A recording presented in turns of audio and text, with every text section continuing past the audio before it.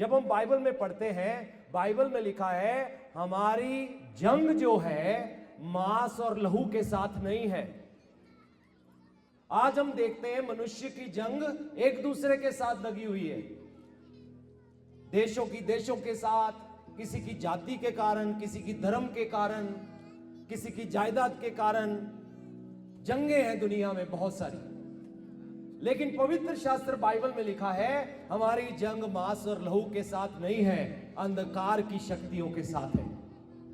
जब हम बाइबल में पढ़ते हैं जिन लोगों ने प्रभु यीशु मसीह को क्रूस पर चढ़ाया, प्रभु ने उनसे नफरत नहीं किया, उनको क्षमा किया, क्योंकि वो जानते थे वो मनुष्य के साथ नहीं, शैतान के साथ जंग लड़ने के लिए आए हैं।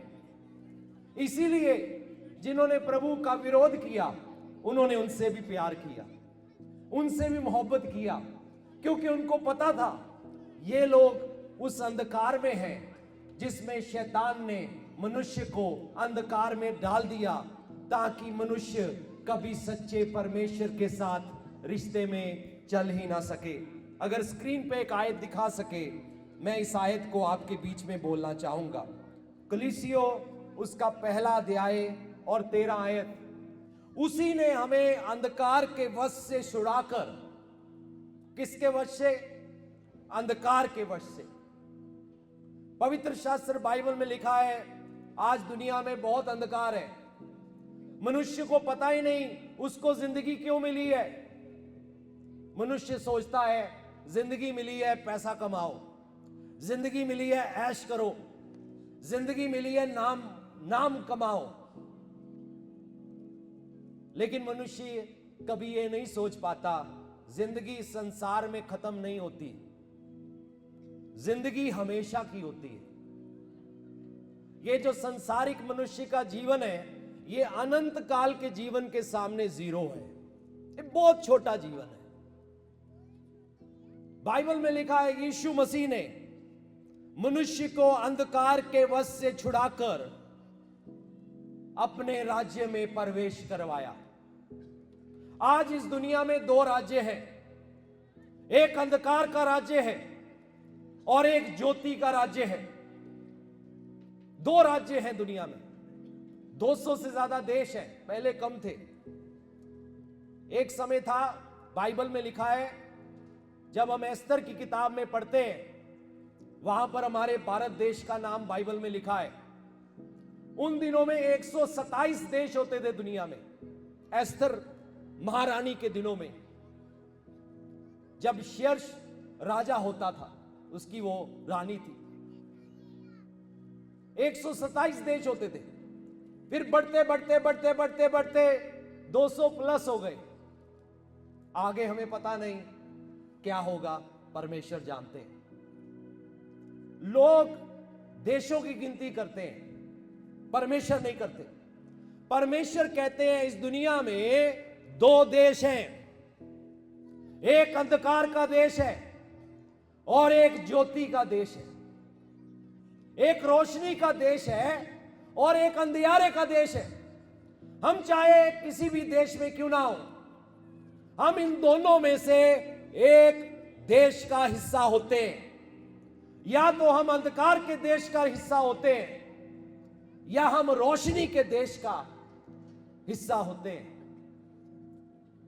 प्रभु की नजरों में, मनुष्य की नजरों में 200 प्लस देश। कल को कितने हो हमें पता नहीं, क्योंकि मनुष्य, आपने देखा ना क्या करता है शैतान? काटता है, तोड़ता है, अलग करता है, जातिवाद पैदा करता है, ऊंच नीच पैदा करता है, मनुष्य को अलग कर देता है। कारण क्या है? ताकि हम सच्चे जिंदा परमेश्वर को जान ना पाए। जितना बढ़ गए उतना सच्चाई से दूर हो जाए। वो नहीं चाहता, वो नहीं चाहता, लेकिन उसकी थोड़ा ना चलती है। सर्वशक्तिमान परमेश्वर जो आकाश और पृथ्वी का कर्ता है, जिसने मनुष्य को बनाया, उसने फैसला किया मैं मनुष्य को अंधकार में रहने ना दूंगा, मैं मनुष्य को उस अंधकार से बाहर निकाल लाऊंगा। इसीलिए उन्होंने फैसला किया मुझे मनुष्य बनके इस पृथ्वी में जाना होगा, किसी नए धर्म को बनाने के लिए नहीं, किसी नई जाति को बनाने के लिए नहीं, क्योंकि एक ही जाति परमेश्वर ने बनाई है, वो है मनुष्य जाति। बाकी सब मनुष्य का बनाया हुआ है, खुद का। परमेश्वर ने कहा मुझे मनुष्य के पास खुद जाना होगा और मनुष्य को उसके गुनाहों से छुड़ाना होगा, क्योंकि उसने अपने आप को शैतान के हाथों में पाप के बदले बेच दिया।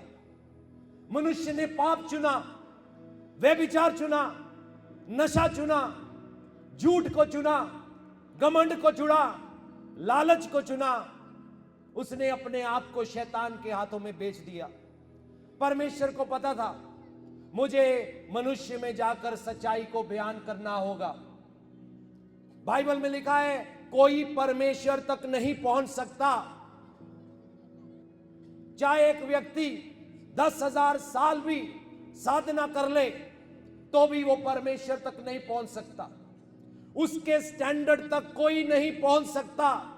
एक व्यक्ति चाहे कहे मैंने जिंदगी में कभी गाली नहीं दिया, कभी झूठ नहीं बोला, कभी नशा नहीं किया, कभी किसी पराई औरत की और बुरी नजर से नहीं देखा, फिर भी वो परमेश्वर के स्टैंडर्ड तक नहीं पहुंच सकता।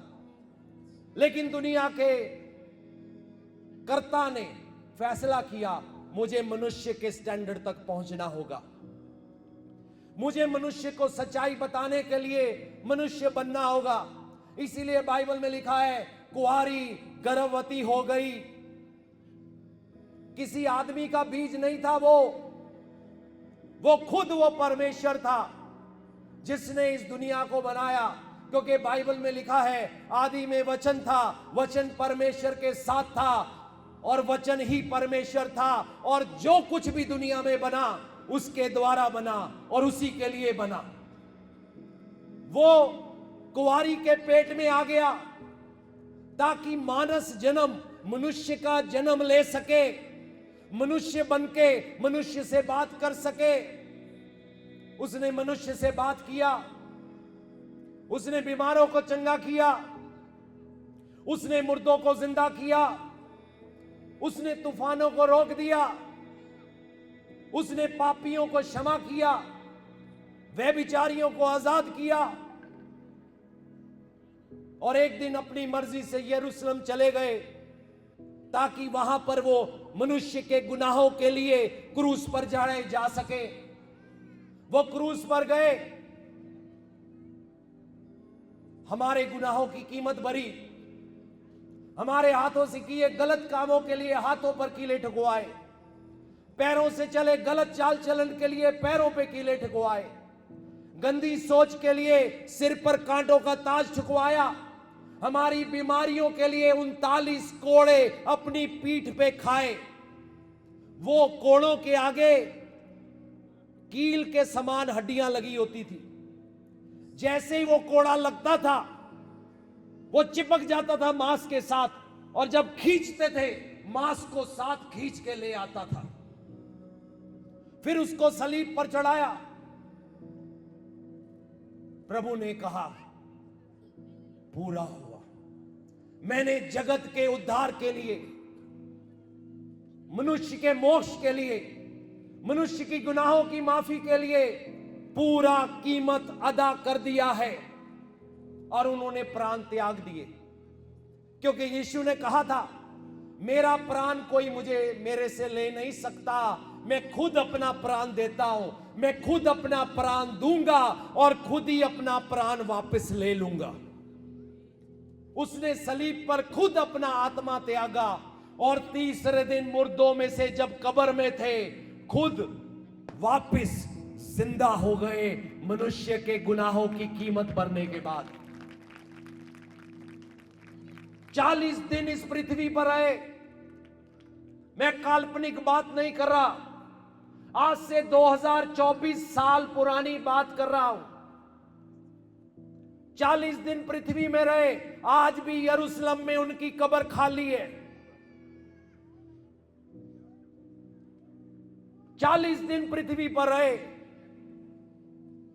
फिर 500 लोगों के सामने स्वर्ग में उठाए गए, और जब वो उठाए जा रहे थे, फरिश्ते आ बोले, ये यीशु जिसको तुम जाते देखते हो, एक दिन ये इसी समान वापस आएगा। यीशु ने जाने से पहले अपने चेलों को आज्ञा दिया। 12 प्रेरित थे पहले उनके, फिर उन्होंने 70 और चुने जिनको उन्होंने चेला कहा, लेकिन वो 70 छोड़कर चले गए। उन्होंने देखा रास्ता बड़ा मुश्किल है, रोमी सरकार हमारी जान ले लेगी, फरीसी सदूकियों के धर्म गुरु हमें मरवा डालेंगे, छोड़कर चले गए। उन 12 में से एक पतरस था। प्रभु यीशु मसीह उसे कहते तू भी छोड़कर जा।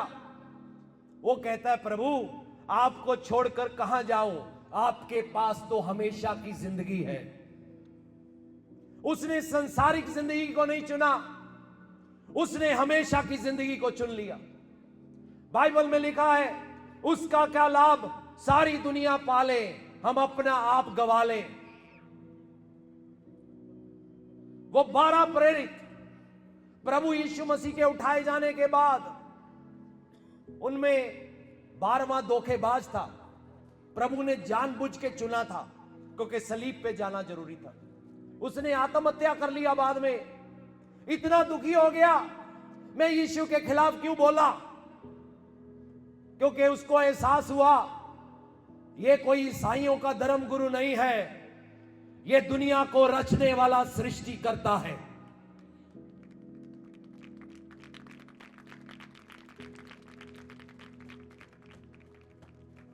उनको आज्ञा मिला 500 लोगों को यरूशलेम में इंतजार करना, पवित्र आत्मा तुम पर आएगा और तुम दुनिया में मेरे गवाह बनोगे।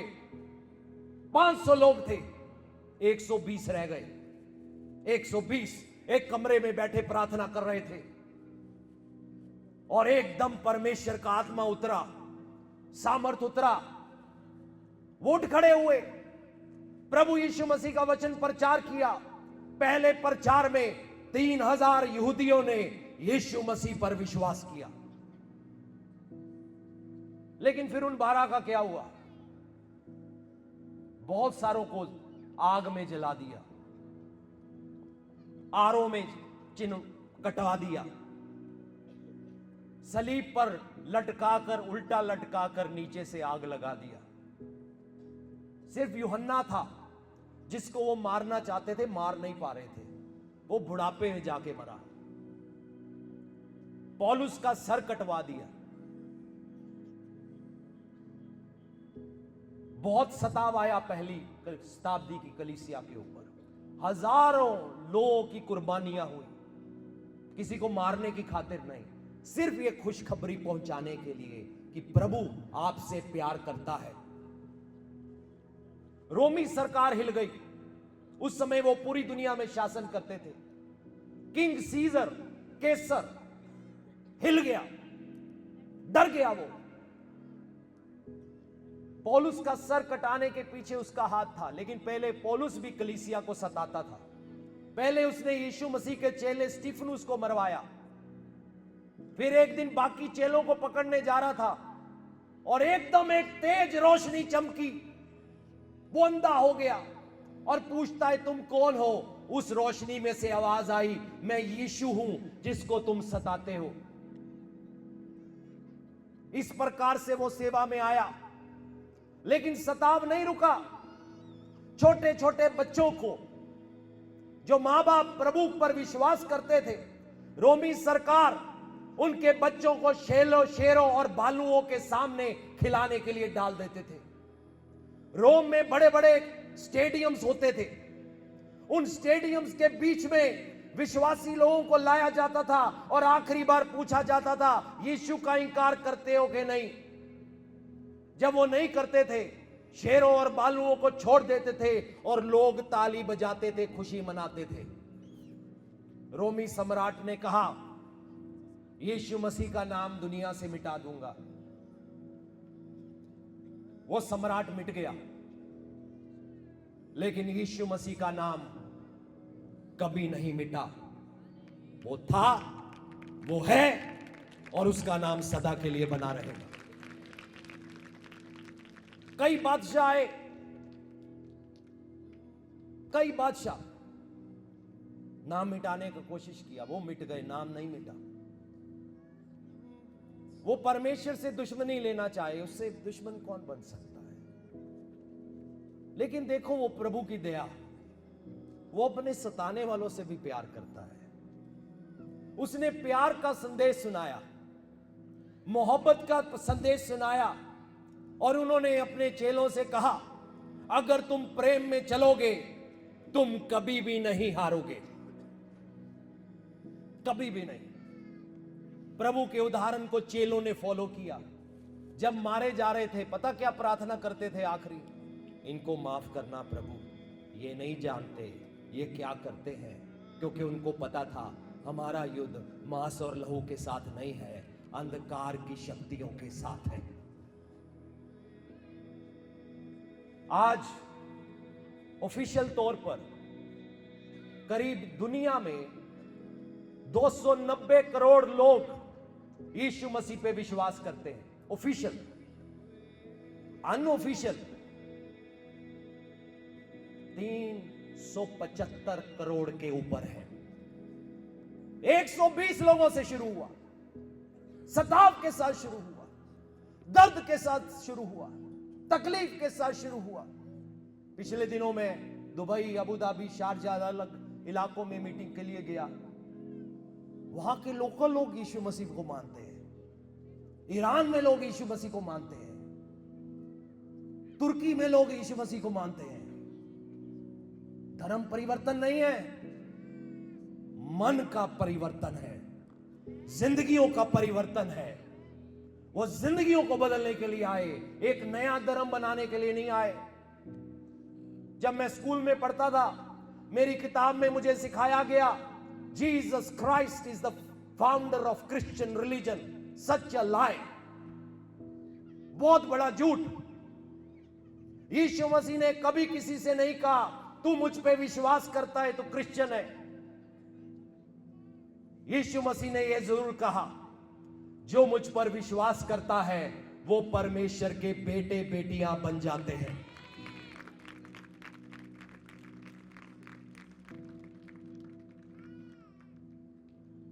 वही यीशु जिसको जाते देखा वो वापस आएगा।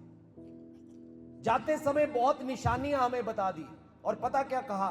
इजराइल पे नजर रखना, इजराइल पे नजर रखना। युद्ध होंगे, जंगें होंगी, इजराइल पे नजर रखना। रोश, ड्रैगन, पर्शियन इंपायर पे नजर रखना। बाइबल में लिखा है, बाहर से नहीं बोल रहा। आज दुनिया में जो हो रहा है ये बाइबल में पहले से दर्ज है। ये इस बात की ओर इशारा है, यीशु मसीह वापस जल्दी आने वाले हैं। क्योंकि बाइबल में लिखा है, इस खुशखबरी का प्रचार पूरे जगत में कर दिया जाएगा कि हर एक जाति पर गवाही हो, उसके बाद अंत आ जाएगा। मुझे मालूम नहीं कितना बचा है। कहीं जाते हैं, लोगों को यीशु का नाम मालूम है। मालूम है क्रिसमस को बड़ा दिन भी बोलते हैं। बेशक इस दिन दिन छोटे होते हैं, अंधेरा जल्दी हो जाता है। अगर मैं इसको त्योहार नहीं बोलता, ये तो एक दिन है, दिन नहीं महीना है। 1 दिसंबर से लेकर 31 दिसंबर क्रिसमस होता है। अगर त्योहार करके कहो, हमारे भारत देश में बहुत त्योहार है, पोंगल है और बहुत सारे त्योहार है जिनका आपको नहीं पता होगा। कुछ कुछ स्टेट्स में मनाए जाते हैं। पंजाब में लोहड़ी मनाते हैं, दूसरे स्टेट में जाओ कईयों को पता ही नहीं लोहड़ी क्या होती है। लेकिन क्या आपको मालूम है, क्रिसमस एक ऐसा दिन है जो पूरे जगत में मनाया जाता है।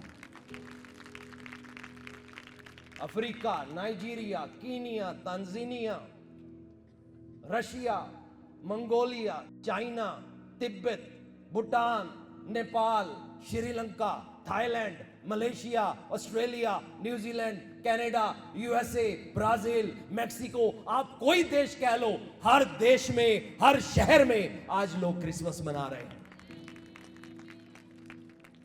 ये कैसे हुआ? ये किसी मनुष्य की ताकत से नहीं हुआ, कि मनुष्य की मर्जी से नहीं हुआ, यह सर्वशक्तिमान परमेश्वर की मर्जी से हुआ है। उसकी मर्जी को कोई रोक नहीं सकता, मैं रोक नहीं सकता।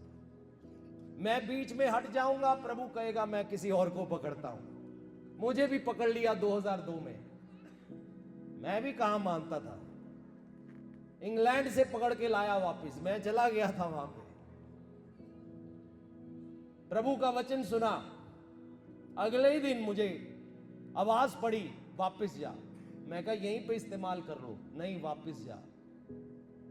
वापस आया, दुख सहा, बहुत सहा, दर्द सहा, तकलीफ सही, बहुत कुछ सहा, लेकिन एक बात कहूं, प्रभु वफादार है।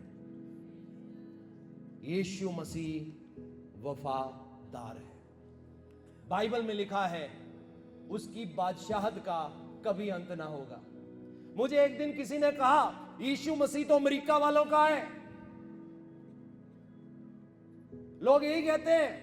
आपको पता है अमेरिका देश की खोज 1492 ईस्वी में हुई थी,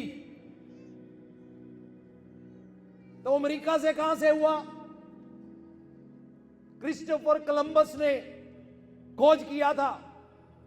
ना ही कनाडा से है, वो भी बाद में खोज हुआ, अमेरिका से नहीं आया।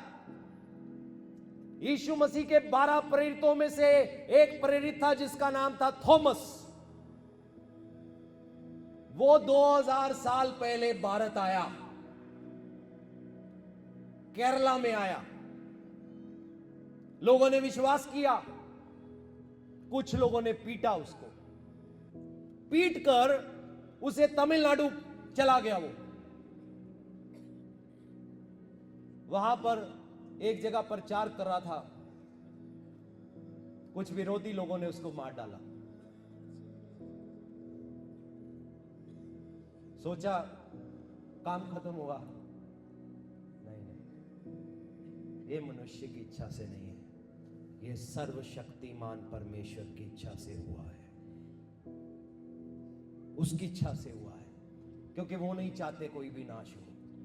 बाइबल में लिखा है परमेश्वर ने जगत के साथ प्रेम किया। यह सुसमाचार धर्म परिवर्तन का नहीं है, यह सच्चाई का है। यीशु मसीह ने कहा मार्ग, सत्य और जीवन मैं ही हूं, बिना मेरे कोई स्वर्ग नहीं पहुंच सकता। वो हमारे लिए रास्ता बनकर आए, कुर्बान हुए, मरे, जी उठे, 120 लोगों को अपनी शक्ति दी, उनमें से कई मारे गए, लेकिन वचन करते करते करते करते मालूम है पहली शताब्दी के 70 सालों के अंदर यह वचन पूरी दुनिया में पहुंच चुका था। 70 सालों, सताव के बावजूद, दर्द के बावजूद, मारे जाने के बावजूद, तकलीफ के बावजूद, लोगों के अंदर इतना प्यार भर गया दुनिया के लिए कि वो अपनी जान देने को भी तैयार थे। ये प्यार ही है, कुछ और नहीं है, ये कोई लालच नहीं है। मैं लालच से प्रभु यीशु मसीह का सेवक नहीं बना, बहुत कुछ त्याग के बनाऊं। सेवकाई लालच के कारण नहीं होती, एक त्याग से होती है। जब सच्चाई जाहिर होती है, हम उस सच्चाई को थामते हैं, उसमें बनते हैं, उसमें चलते हैं। उसकी आज्ञा हुई और उसकी आज्ञा मैंने मान लिया, और उसकी आज्ञा यह है मन फिराओ, क्योंकि परमेश्वर का राज्य आ गया है। आए हम अपनी आंखें बंद करें। पिता परमेश्वर, मैं आपका धन्यवाद करता हूं इस समय के लिए, धन्यवाद करता हूं इन क्रिसमस के दिनों के लिए, धन्यवाद करता हूं इन खुशियों के लिए जो आपने हमें दी, धन्यवाद करता हूं आपने हमें पाप के दरिया में छोड़ नहीं दिया, गुनाह में छोड़ नहीं दिया, नशे में छोड़ नहीं दिया, व्यभिचार में छोड़ नहीं दिया, नरक में तड़पने के लिए छोड़ नहीं दिया, लेकिन आप जगत का उद्धार करने के लिए इस दुनिया में आए। परमेश्वर, हमने आपके खिलाफ बहुत गुनाह किए हैं, लेकिन आपने हम पर दया किया है, आपने हमारे लिए लहू बहाया है, आप हमारे लिए कब्र में गए और तीसरे दिन जिंदा हो गए। इस प्यार के लिए धन्यवाद। और आज मेरी प्रार्थना है, जिन किसी कानों में ये वचन पड़ा है, ये बीज बोया गया है, शैतान इसे चुराने नहीं पाएगा। मैं आपकी रोशनी बोलता हूं, आपका पवित्र आत्मा जुम्बश करे, एक एक जिंदगी को छुए।